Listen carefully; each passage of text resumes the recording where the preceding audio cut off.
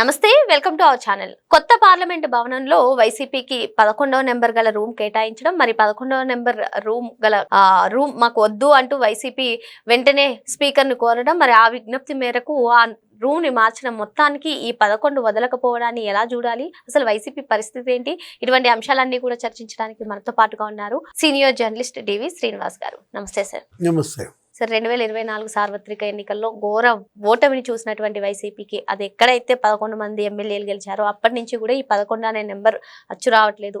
Even అసెంబ్లీకి వెళ్ళినా వాళ్ళు 11 గంటలకు వెళ్ళి 11 మంది 11 నిమిషాలే ఉండి బయటకు వచ్చేస్తున్నారు. ఎప్పుడైనా సరే ఇదే వినిపిస్తున్నాయి సార్. మరి ఇప్పుడు ఢిల్లీలో కూడా ఈ 11 నెంబర్ అచ్చు రావకపోవడం, మరి కొత్తగా ఏర్పాటు చేసినటువంటి లోక్సభ భవనంలో కూడా మొదటి అంతస్తులో 11 కేటాయించడం, మాకు వద్దు బాబు అంటూ వెంటనే స్పీకర్ గారిని కోరడం, మరి అది మార్పించుకోవడం ఎలా చూడాలంటారు? 11 రెడ్డి లేకపోతే 11 పార్టీ. పాత సినిమా ఏదో ఉంది, ఏంటి, నీడలేని ఆడది అని, దాసనారాయణరావు అనుకుంటాను. నిన్ను వీడని నీడను నేనే, ఏదో పాట ఒకటి ఉంటుంది. అట్లాగే ఇప్పుడు జగన్ని వీడని నీడ 11 లేదు. అసలు 11 జగన్ వెంటాడుతుందా, జగన్ 11ని వేటాడుతున్నాడా? అసలు మొన్న కూడా లోకేష్ మాట్లాడుతూ 11 రెడ్డి అనో ఏదో మాట్లాడినటువంటి పరిస్థితుల్లో ఆయన పేరే 11 రెడ్డిగా మారింది, ఆ పార్టీ పేరే 11 పార్టీగా మారింది. ఇప్పుడేంటి, పార్లమెంటు కొత్త భవనంలో వీళ్ళకి 11వ గది ఇచ్చారా? 11వ నంబర్ మాత్రం వద్దు, మీరు ఏ గది ఇచ్చినా పర్వాలేదన్నాడా మిథున్ రెడ్డి? సుబ్బారెడ్డి 12వ గది ఏది ఇచ్చినట్టున్నారు, 12వ నంబర్ గది. అంటే మొన్న అసెంబ్లీ సమావేశాలు 11న ప్రారంభమా? గవర్నర్ ప్రసంగం కూడా 11వ తేదీన కరెక్ట్గా ఆ రోజు వచ్చాడంట. వచ్చి 11 నిమిషాల 11 సెకండ్ల నుండి వెళ్ళిపోయాడంట. స్పీకర్ అయ్యన్న పాత్రుడో ఎవరో చెప్పినట్టున్నారు. మరుసటి రోజు ఏదో జోక్గా మాట్లాడుతూ వచ్చాడు, వచ్చి 11 నిమిషాలు 11 సెకండ్ల నుండి వెళ్ళిపోయాడంటే ఆయనపై ఉండే సిబిఐ మరి కేసుల సంఖ్య 11 11 ఛార్జ్ షీట్లు. అంటే ఇప్పుడు మొన్న ఢిల్లీ వెళ్ళాడంట, ఆ మధ్య ఎప్పుడో ఒక సంవత్సరం క్రితమో ఎప్పుడో హోటల్లో దిగాడు. ఆ రూమ్ నంబర్ కూడా 11 వచ్చిందంట. గోల పుడుతోంది.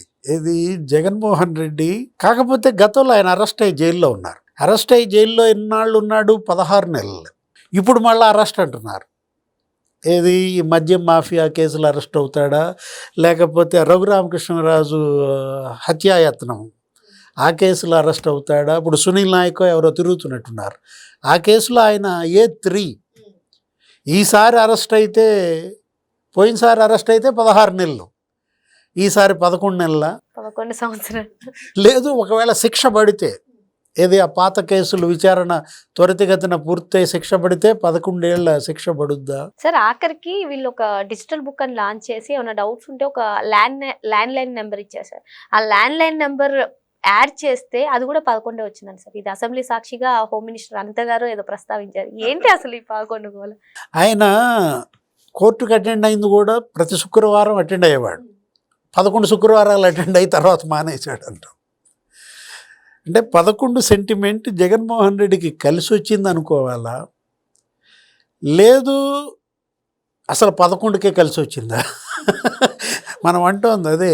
ఏది, ఇప్పుడు ఒకటి ఇక్కడ దురదృష్టం, జగన్మోహన్ రెడ్డి అసెంబ్లీలో 11 మంది ఎమ్మెల్యేలు ఉన్నారు. వాళ్ళ పనితీరు ఎలా? మొన్నంట పవన్ కళ్యాణ్ అసెంబ్లీలో మాట్లాడుతూ వాళ్ళు 11 మంది ఉన్నా 1100 మందిలాగా అబద్ధాలు చెబుతున్నారు, మనం వాళ్ళ అబద్ధాలు తిప్పికొట్టలేకపోతున్నాం, మన వాయిస్ కూడా పెంచాలి, మనం చేస్తున్న అభివృద్ధి సంక్షేమం ప్రజలకు బాగా చెప్పాలి అని ఆయన చెప్పాడంట. అది తీసుకొచ్చి ఈయన ప్రెస్ మీట్లో వాళ్ళందరూ ఏది సెలెక్టెడ్ జర్నలిస్టులే, ఆయనే పిలిపించుకుంటాడు, వాళ్ళతో ఒక ప్రశ్న అడిగించుకున్నాడు. ఏమని, ఏమంటే పవన్ కళ్యాణ్ ఇట్లా 11 మంది ఉన్నా 1100 మందిలా మాట్లాడుతున్నారు అని అన్నాడు. అంటే మంచిదేగా, మంచి కాంప్లిమెంట్ ఇచ్చాడు కదా అన్నట్టుగానే ఏదో అన్నాడంట. మా వాళ్ళకి క్రెడిట్ ఇవ్వాలి అన్నాడు. ఇప్పుడు ఆయనకి దురదృష్టం ఏంటంటే, ఇప్పుడు పార్లమెంట్లో 11వ నంబర్ గది ఇవ్వటం కాదమ్మా, వాళ్ళకున్న పార్లమెంట్ సభ్యుల సంఖ్య కూడా 11, లోక్సభలో 4, రాజ్యసభలో 7 ఉన్నట్టున్నారు. అంతకుముందు జగన్ సీఎంగా ఉన్నప్పుడు రాజ్యసభ సభ్యులంతా వాళ్ళు 11. అంటే ఇప్పుడు 7, 4, 11 అనుకో. ఇప్పుడు ఆ 7లో రేపు జూన్లోనో ఎప్పుడో 3-4 ఖాళీ అవుతారు. అంటే కొద్దిగా మాసిపోద్ది. ఆ చెడ్డ పేరా లేకపోతే ఆ మంచి పేరా 11 పేరు కొద్దిగా పార్లమెంట్లో మాసిపోయిన ఈ రూమ్ నెంబర్ మాత్రం మాకొద్దన్నారా? ఇప్పుడు పార్లమెంటు కొత్త భవనంలో ఏంటంటే ఈ గదుల కేటాయింపు ఎలా జరుగుద్ది?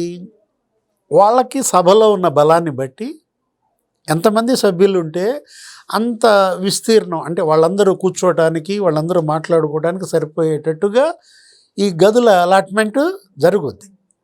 వీళ్ళకి మరి 4 ఉంది లోక్సభలో. ఆ 7 రాజ్యసభలో ఉన్నా కానీ వాళ్ళేంటి కొంతమంది రేపు ఖాళీ అయ్యే అవకాశం ఉంది కాబట్టి ఇచ్చారు. ఆ ఏరియా ప్లింత్ ఏరియా ప్రకారం రూమ్ నెంబర్ 11 ఇస్తే సుబ్బారెడ్డి, మిథున్ రెడ్డి వెళ్ళి మీరు ఏది ఇచ్చినా మాకు ఓకే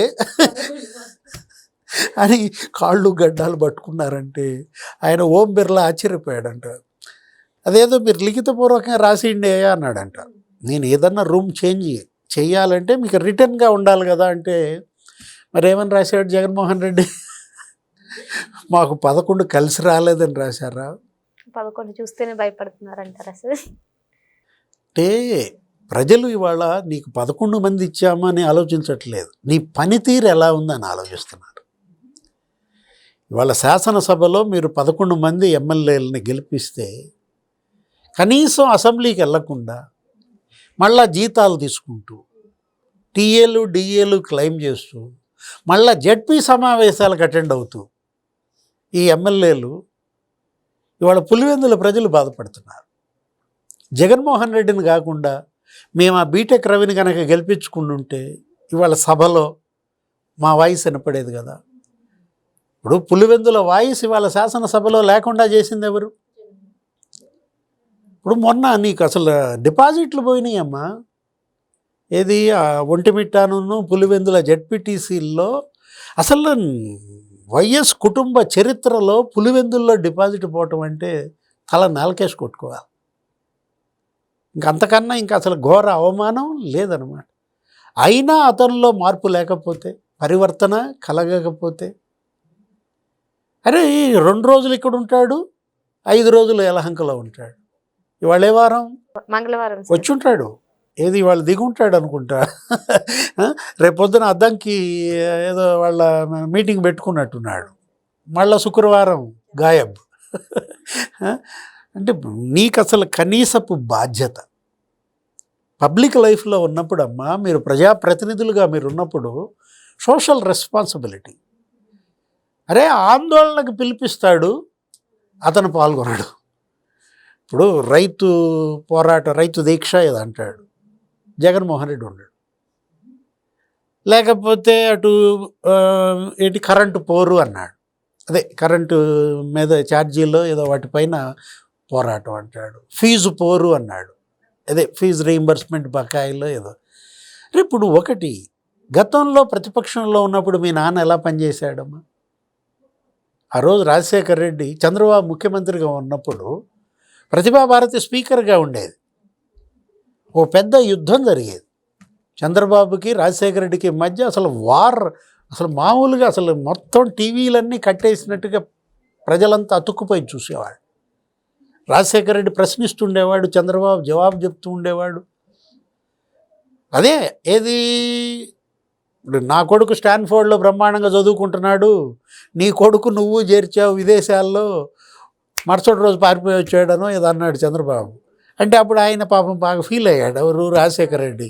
కొంచెం హోమ్ సిక్ మా వాడికి, నువ్వు అది కూడా శాసనసభలో చెప్పాలా అని ఆయన చాలా నామోషి పడ్డ పరిస్థితి. అంటే అసలు హీరో వర్షిప్. నీకు ఇప్పుడు నువ్వు కాలేజీలో చదువుకున్నావు కదా, మీకు జరగలేదు అనుకుంటా ఎలక్షన్స్. మేము చదువుకునేటప్పుడు మా కాలేజీలో స్టూడెంట్స్ యూనియన్ ఉండేది. ఆ స్టూడెంట్స్ యూనియన్ ఎలక్షన్లో గెలిచినాడిని మేము పట్టించుకునే వాళ్ళం కాదు. వాడేంటి ప్రెసిడెంట్గా మనకేదో ఉంటుంది కదా యాన్యువల్ డే, ఆ రోజు వచ్చి ఒక స్పీచ్ ఇచ్చిపోయేవాడు అంతే. మొత్తం హీరో ఎవరు? ఆ ఓడిపోయినాడు చుట్టూ చేరేవాళ్ళు వీళ్ళంతా, స్టూడెంట్స్ అంతా. హీరో వర్షిప్ పాలిటిక్స్లో ప్రతిపక్షంలో ఉన్నప్పుడు వచ్చుద్దమ్మా. అధికారంలో ఉన్నప్పుడు రాదు. ఎందుకంటే ప్రజలకు దగ్గరతనం. ఇప్పుడు చంద్రబాబు ఉన్నాడు, ఆయన అపోజిషన్లో ఉన్నప్పుడు మనం చూసాం ఏంటి, అసలు ఇక జనంలోనే ఉండేవాడు, ప్రతిరోజు వినతి పత్రాలు తీసుకునేవాడు. ఇప్పుడు కూడా తీసుకుంటున్నాడు. ముఖ్యమంత్రిగా ఉంటూ ప్రతిరోజు ఆయన ఇంటి దగ్గర, సెక్రటేరియట్ దగ్గర ఇప్పుడు మనం చూసాం 10 లక్షల వినతి పత్రాలు వచ్చినాయంట. ఏది అటు జనసేన ఆ మంత్రులకు కానీ, ఇటు తెలుగుదేశం మంత్రులకు కానీ, ఇక్కడ ఎన్టీఆర్ భవన్లో బీజేపీ వాళ్ళకు కానీ 10 లక్షల వినతి పత్రాలు వచ్చినాయి అంటే ఈ 20 నెలల్లో. అంటే ఇప్పుడు నాకు ఉద్యోగం కావాలి, లేకపోతే నాకు సీటు కావాలి, నాకు కార్డు కావాలి, అదే రేషన్ కార్డు, లేదు నాకు ఇంటి పట్టా కావాలి, నాకు పింఛను కావాలి అని ప్రజలు వాళ్ళ యొక్క అవసరాలని వినతి పత్రం రూపంలో నీకు ఇద్దామని ఎక్కడికి రావాలి? యలహంక రమ్మంటావా? నువ్వు ఎక్కడుంటావని కూడా తెలియదు కదా. అదే వీళ్ళ నాన్న రాజశేఖర్ రెడ్డి అమ్మ ముఖ్యమంత్రిగా ఉన్నప్పుడు కూడా ప్రతిరోజు ఇక్కడ సమతా భవన్ అని ఉండేది. ప్రతిరోజు వచ్చిన వాళ్ళందరినీ కలిసేవాడు. పొద్దున్న 10 దగ్గర నుంచి 11 దాకా అందరూ లైన్లో నుంచుని వినతి పత్రాలు ఇచ్చేవాడు. అది తీసుకున్నాక అప్పుడు సెక్రటేరియట్కి వెళ్ళేవాడు. అవన్నీ పిఏలు, అక్కడ ఉన్నటువంటి సెక్రటరీలు ఏ డిపార్ట్మెంట్కి ఆ డిపార్ట్మెంట్ సెగ్రిగేట్ చేసి పంపేవాళ్ళు. సీఎం దగ్గర నుంచి వినతి పత్రం వచ్చిందంటే దానికి అర్జెంటుగా మరి అటెన్షను, దాని యాక్షను, వాడికి న్యాయం చేయడం, ఒక ఫైల్ నడపాలి. నువ్వు మాజీ ముఖ్యమంత్రివి, నువ్వు కూడా తాడేపల్లిలో ఉండి లేకపోతే పులివెందుల్లో ఉండి ప్రతిరోజు జనాన్ని కలుసుకుని ఆ 10 దగ్గర నుంచి 11 దాకానో ఏదో నీ కన్వీనియంట్ టైం 1 గంట ప్రజలకు కేటాయిస్తే ఎంతమంది సంతోషపడతారమ్మా?